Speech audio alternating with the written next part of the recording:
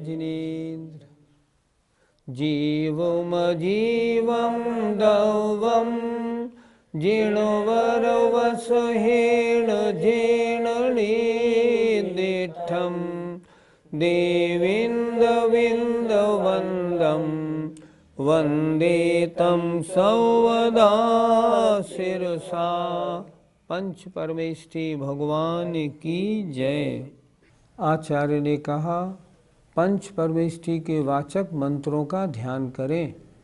तो पंच परमेष्ठी का स्वरूप क्या है, हम स्वरूप जानेंगे, उसका चिंतन बनाएंगे, तब तो हमारा मन लगेगा। तो आचार्य सबसे पहले अरिहंत परमेष्ठी का स्वरूप अगली गाथा में बता रहे हैं। लट्ठ चदुघाई कम्मो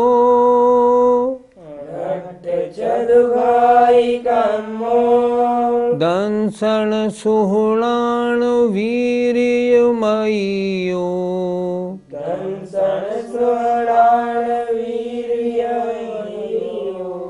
सुहदेहत्थो अप्पा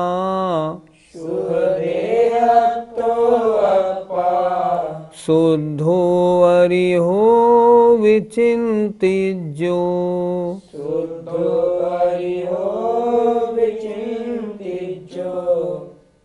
अरिहंत परमेष्ठी कैसे होते हैं, उनका स्वरूप क्या है। लट्ठ नष्ट कर दिया है, चदु माने चार, घाई माने घातिया कर्मों को, अर्थात जिन्होंने चार घातिया कर्मों को नष्ट कर दिया है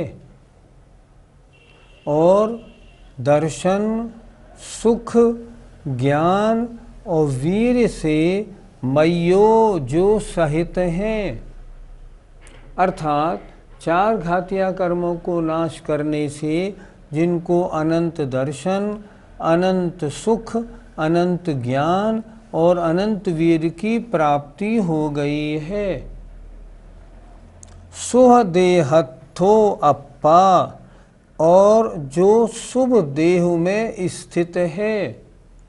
शुभ देह का मतलब परमौदारिक शरीर, जो शुभ देह में स्थित है, ऐसी आत्मा कैसी है वो? शुद्धो, 18 दोषों से रहित शुद्ध है। अरिहो, अरहंत भगवान के, ऐसी आत्मा को अरिहो, ये अरहंत भगवान हैं, विचिंतित जो, ऐसा चिंतवन करना चाहिए।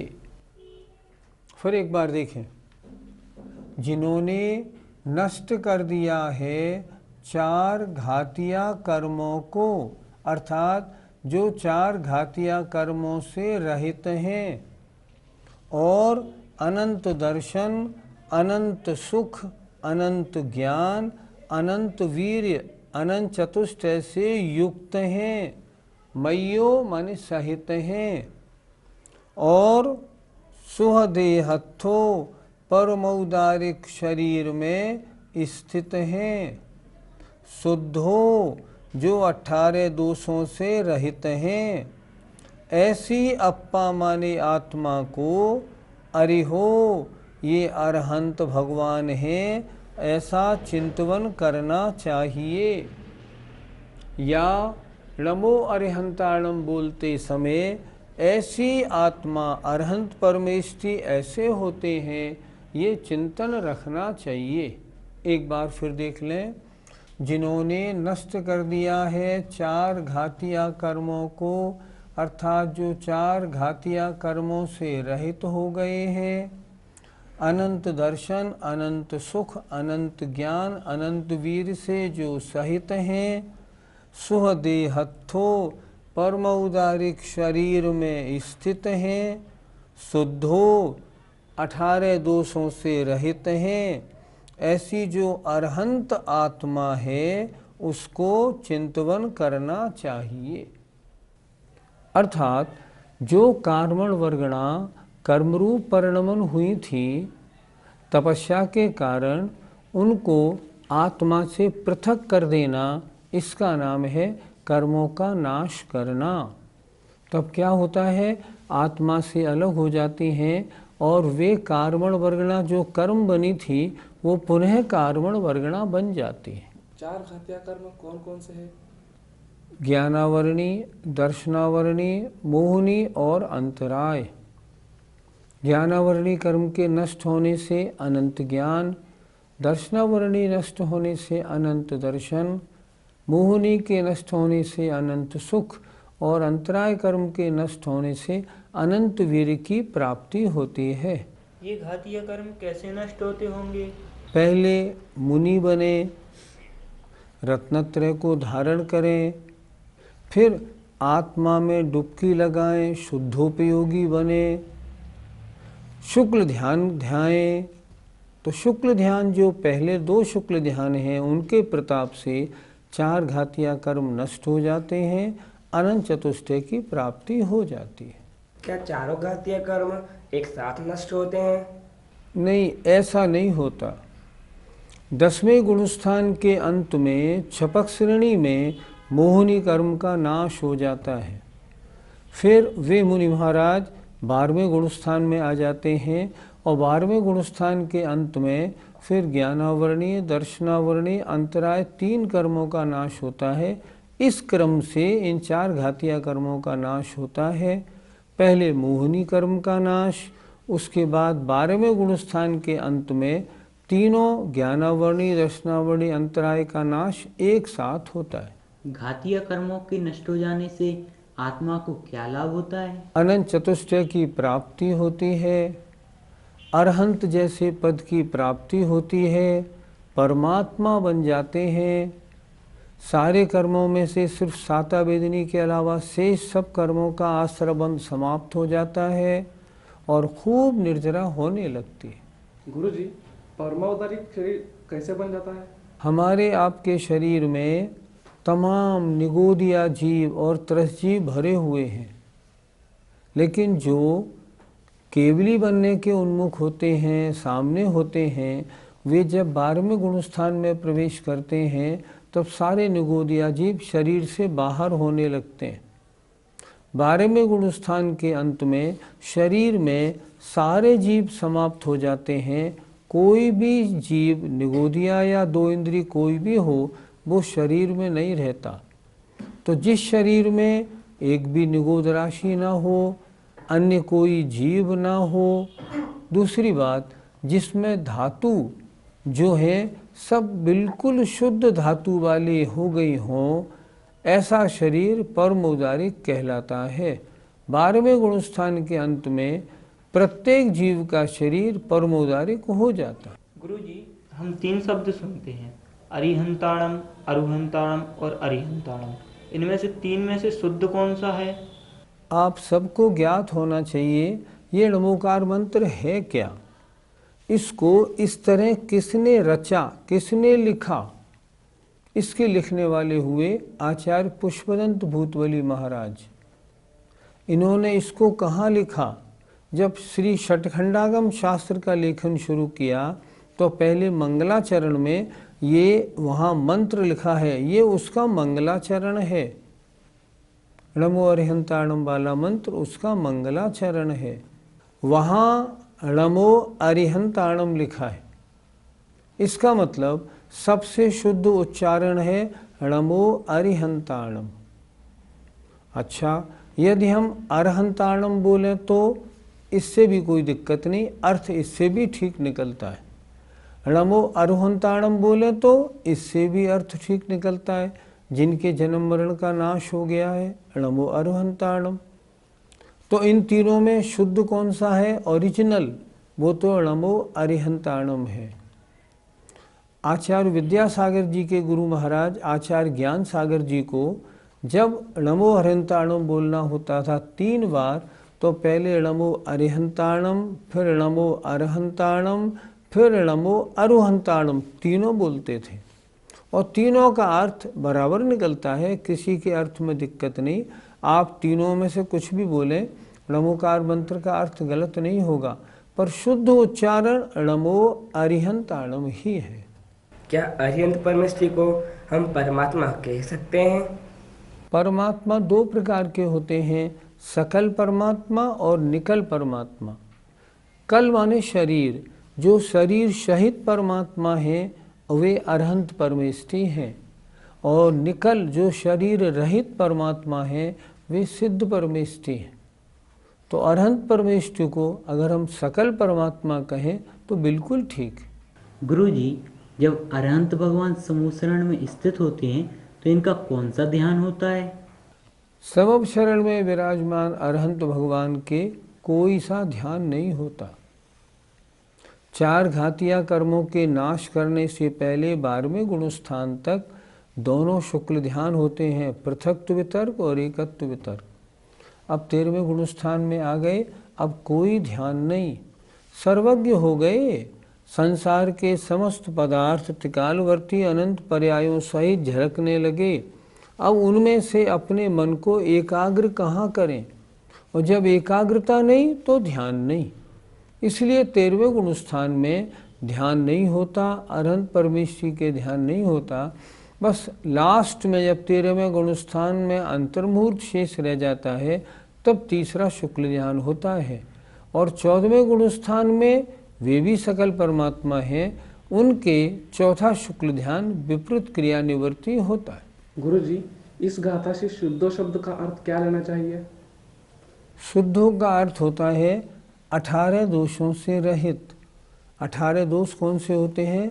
जन्म जरा तिरखा क्षुधा, विस्मय आरत खेद, रोग शोक मद मोह भय, निद्रा चिंता स्वेद, राग द्वेष अरु मरण जुत, ये अष्टादश दोष, नहीं होते अरहंत के सो छवि लायक मोश। इस तरह जन्म, बुढ़ापा, भूख, प्यास आदि 18 दोष होते हैं जो अरहंत परमेष्ठी के नहीं होते। अरहंत परमेष्ठी का स्वरूप बता दिया। अब ग्रंथकार सिद्ध परमेष्ठी का स्वरूप अगली गाथा में बता रहे हैं। लठठ कम देहो,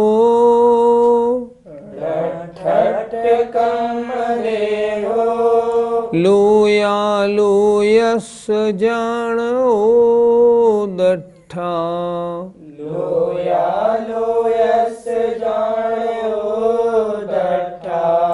पुरुषायारो अप्पा,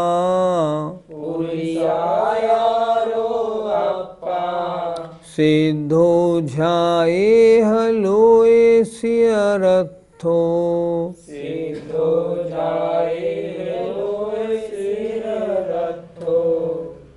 लठ अठ नष्ट कर दिया है 8 कर्मों को, और देहो और शरीर को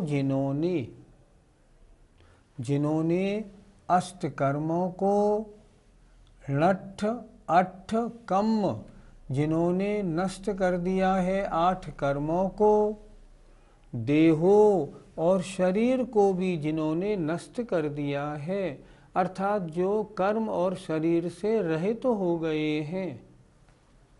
और कैसे हैं? लोय और अलोय, लोक और अलोक के, जानो जानने वाले और देखने वाले हो गए हैं। अब केवल ज्ञान के द्वारा लोक और अलोक को देख रहे हैं। और कैसे हैं? पुरुषा यारो, पुरुष के आकार वाले हैं। स्त्री सिद्ध नहीं होती, पुरुषाकार पुरुष आत्मा ही सिद्ध होती है। पुरुष के आकार वाले हैं, ऐसी आत्मा सिद्ध आत्मा है। ये सिद्ध परमेष्ठी हैं। लोयस्य रथो, लोक के शिखर पर स्थित ऐसी आत्मा झाएह, ध्यान करने योग्य है। सिद्ध परमेष्ठी वर्तमान में कहाँ है? लोक के अंत में। तो लोक के अंत में इनका चिंतन करना चाहिए कि सिद्ध भगवान ऐसे लोकाग्र में विराजे हैं। फिर देखें एक बार, जिन्होंने नष्ट कर दिया है 8 कर्मों को और शरीर को, देहो अर्थात जो आठों कर्मों से और शरीर से रहित हो गए हैं और लोक और अलोक के जानने वाले और देखने वाले हैं। पुरुषायारो और पुरुष के आकार वाले हैं। लोयस्य रथो लोक के शिखर पर स्थित हैं। ऐसी सिद्ध आत्माओं का ध्यायेह ध्यान करना चाहिए। सिद्ध परमेष्ठी को ध्यान करना हो तो इस प्रकार ध्यान करो। लोक के अग्रभाग में ऊपर सिद्ध शिला से भी ऊपर ये यहाँ अनंत अनंत सिद्ध आत्माएं विराजमान हैं, ऐसा ध्यान करो। यहाँ पर अष्टकर्मों के नाश से क्या तात्पर्य है? आत्मा के साथ अनादिकाल से जो 8 कर्म बंधे हुए थे उनको हटा दिया, उनको तप के द्वारा अलग कर दिया। अब जो परम शुद्ध आत्मा बन गए हैं, अष्ट कर्मों को जिन्होंने आत्मा से दूर कर दिया है, शरीर का नाश कर दिया है, तो इससे क्या समझे? 14वें गुणस्थान के अंत में जब चौथा शुक्ल ध्यान लगाते हैं अरहंत परमेष्ठी, तब 4 अघातिया कर्म नष्ट हो जाते हैं। शरीर का क्या होता है? शरीर कपूर की तरह उड़ जाता है, केवल नख और केश रह जाते हैं। तो इनको इंद्र उठा के रत्नों के पिटारे में रख के क्षीर सागर में डाल देता है। इस तरह शरीर का कपूरवत उड़ जाना और अब पुनः नहीं मिलना, इसका मतलब है शरीर का नाश। सिद्ध परमेष्ठी का आकार किस प्रकार का होता है?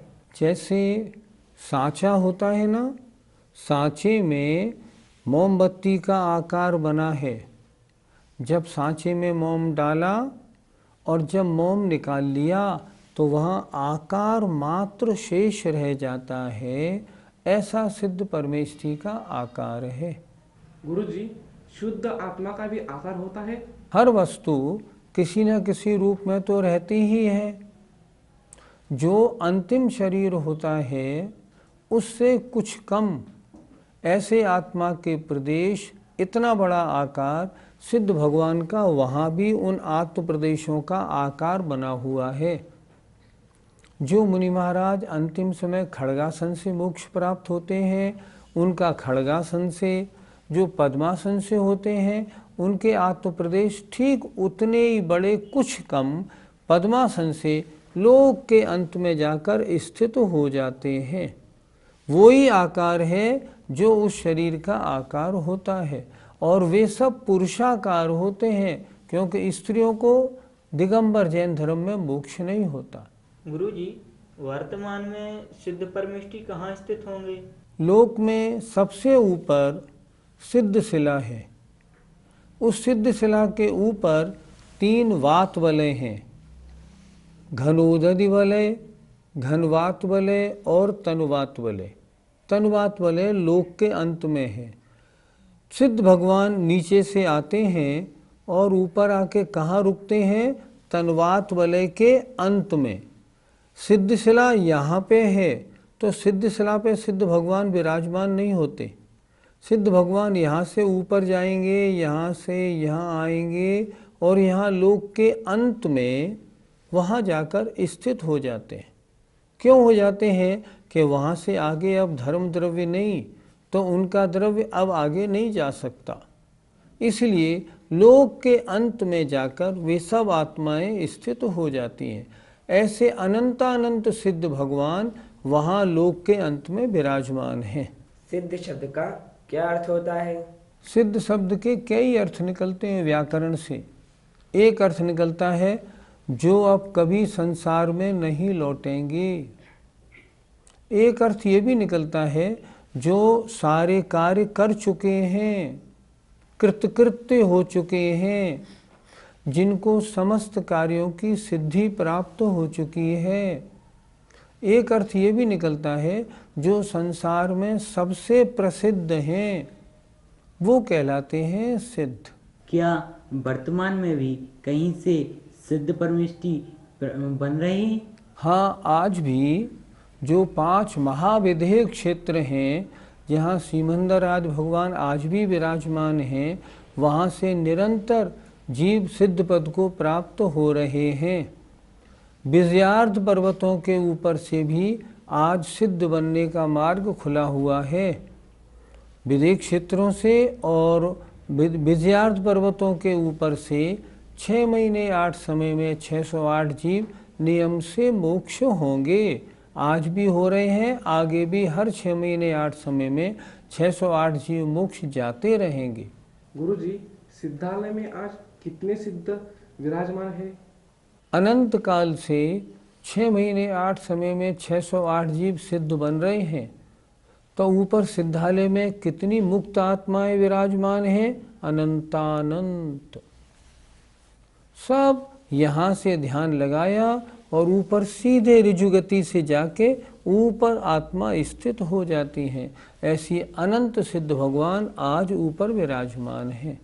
गुरुजी, तो फिर सिद्धालय में कुछ स्थान खाली है या सब कुछ भर चुका है उधर? सिद्धालय कितना बड़ा है? 45 लाख योजन गोल, 45 लाख मोटा, 525 धनुष, क्योंकि सिद्धों की अवगाहना इससे और अधिक नहीं होती।